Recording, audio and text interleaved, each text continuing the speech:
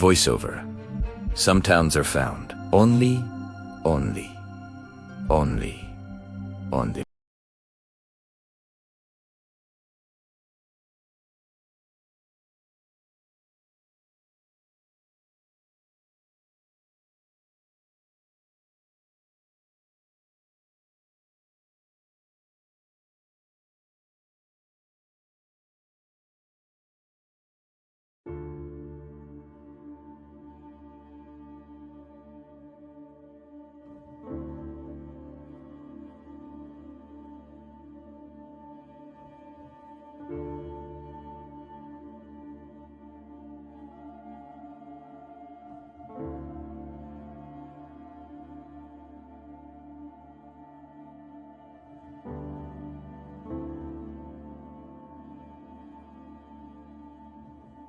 The diner was almost empty, a lonely island in the growing twilight. Just me, the cook in the back, and a waitress who looked like she'd seen a ghost. She drifted over to my table, her hands trembling as she refilled my coffee. She leaned in close, her voice a frantic whisper.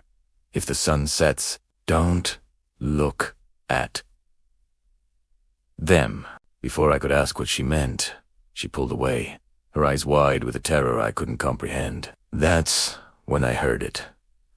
A low, unnatural wail started to echo from outside. It wasn't a police siren or an ambulance. It was something else. Something deeply wrong. I glanced out the window. The sun was a sliver of orange on the horizon, about to be swallowed by the night. A cold dread washed over me. I threw some cash on the table and bolted. The street was deserted. It was that strange time of day, that deep blue and orange twilight where shadows stretch and play tricks on your eyes. The wailing sirens grew louder, more intense, seeming to come from everywhere at once. I started walking, fast, my heart hammered against my ribs. Then, out of the corner of my eye, I saw it. Movement.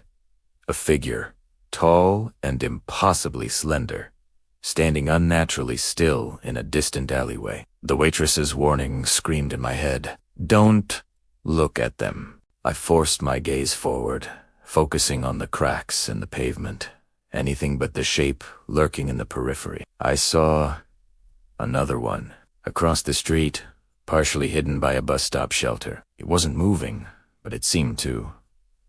Glitch had vanished and reappeared a foot to its left, a flicker in reality. My walk became a near sprint. The air grew colder, biting at my exposed skin.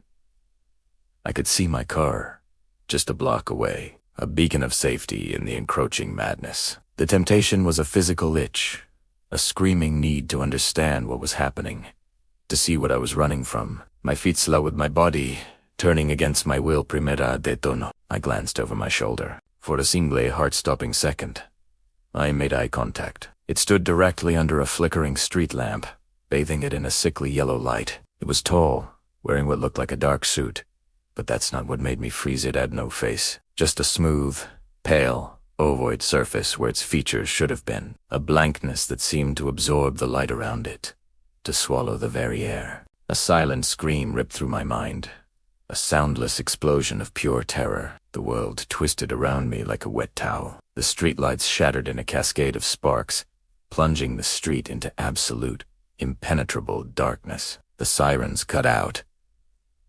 And then there was nothing, only a profound, terrifying, and final silence.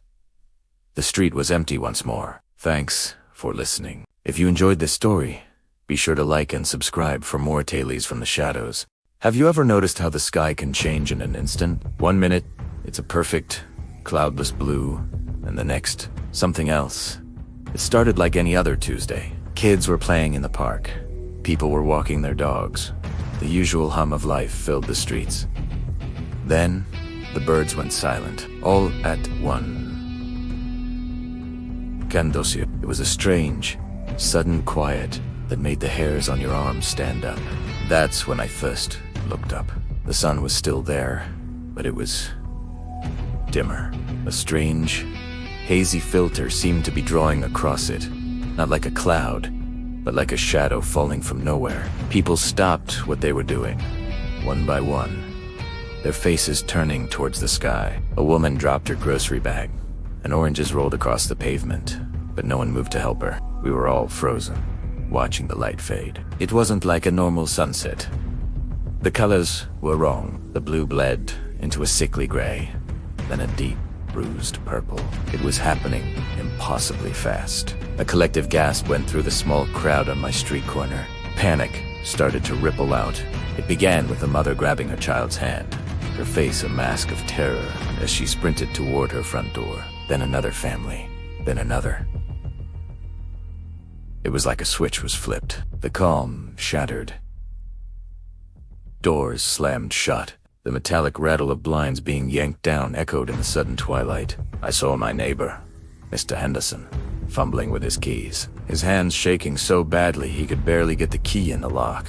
His eyes met mine for a second, and the fear in them was primal. He wasn't just going inside.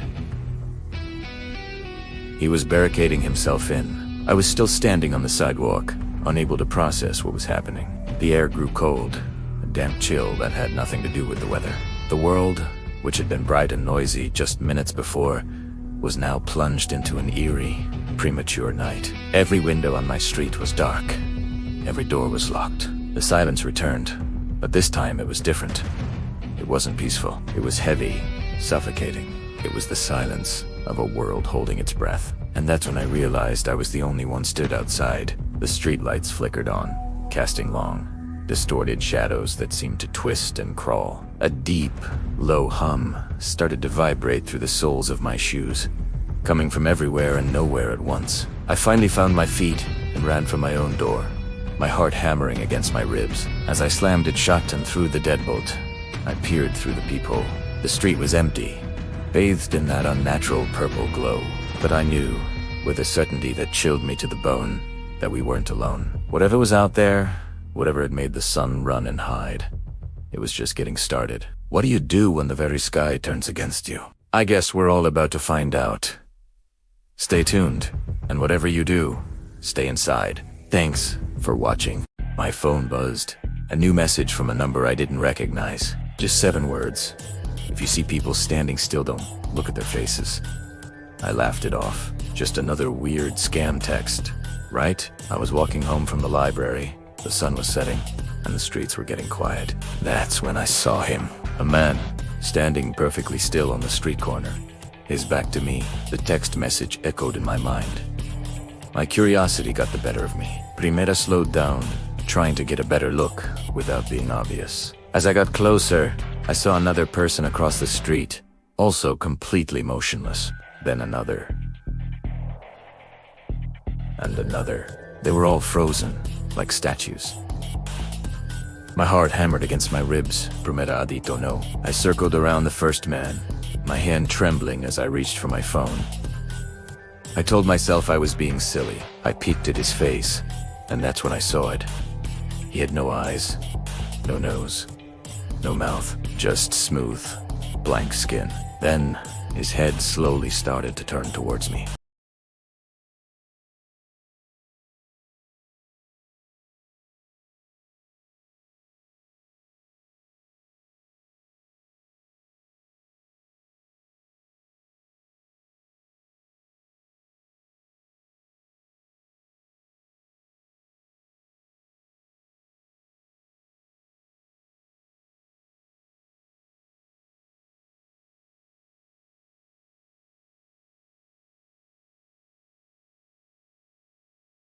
Have you ever driven into a town that just wasn't there? This is the story of Emma and what happened on the road to nowhere. Imagine this. You're driving, desperate. The sun is dying, painting the sky in shades of orange and blood red. The gas needle is kissing empty. Up ahead, a sign appears through the gloom, weathered wood and peeling paint. Welcome to Oakhaven. Relief, right?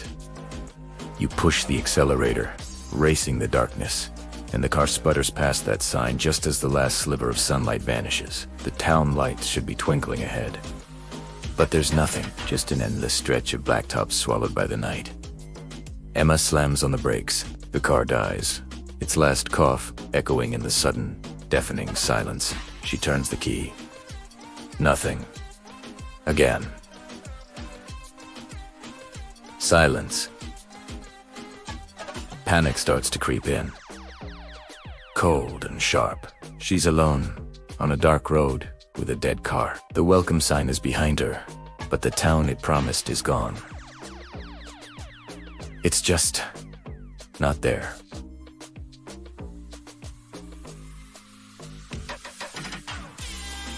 The hours crawl by. Every rustle in the trees, every hoot of a distant owl sounds like a footstep. She locks the doors, her heart hammering against her ribs. She tells herself it's a prank, a broken down sign. Anything but the impossible truth her eyes are seeing. Sleep is a luxury she can't afford. When the first hints of dawn finally break, painting the horizon in soft grays and pinks, hope flickers. In the light, everything will make sense. She'll see the town, just a little further down the road. She gets out of the car, her legs stiff, and looks. The road stretches on, empty. She turns around. The welcome to Oakhaven sign. Gone. Not broken, not fallen. Vanished. As if it was never there at all. Just an empty road, endless trees, and a sky that seems to mock her. There's no sign of a town, no side roads, nothing. It's like the entire place was a mirage, a trick of the fading light. After what felt like an eternity, a passing trucker found her, miles from any known town, her car out of gas. He didn't believe her story, of course. Who would? He talked about the tricks the mind plays on you when you're tired and stressed. He dropped her off at the nearest real town, a place with a name she recognized on a map. Life had to go on. Emma tried to forget. She told herself the trucker was right. It was exhaustion, a hallucination. She moved on, got a new routine, and pushed the memory of that night into a dark corner of her mind. Oakhaven became a bad dream she was desperate to wake up from. Weeks turn into a month. The memory has almost faded, the edges blurred by routine and rationality. Then, one afternoon, she comes home from work. She shuffles through the mail bills. Junk. The usual. But then she sees it. A postcard. The picture on the front is a quaint, tree-lined Main Street, with old-fashioned storefronts under a perfect blue sky. It looks idyllic, peaceful. Below the image, in neat, block letters, it says, "Greetings from Oakhaven." Her blood runs cold. She flips it over, her hand trembling. There's no stamp, no postmark, just 5 words, written in a tidy, looping script. 5 words that shatter her carefully rebuilt reality. It says, "You left before dark." What do you think happened to Emma? Was Oakhaven real? And who sent the postcard? Let me know your theories down in the comments. Thanks for watching, and if you enjoyed diving into the unknown, make sure to subscribe for more stories that will keep you up at night.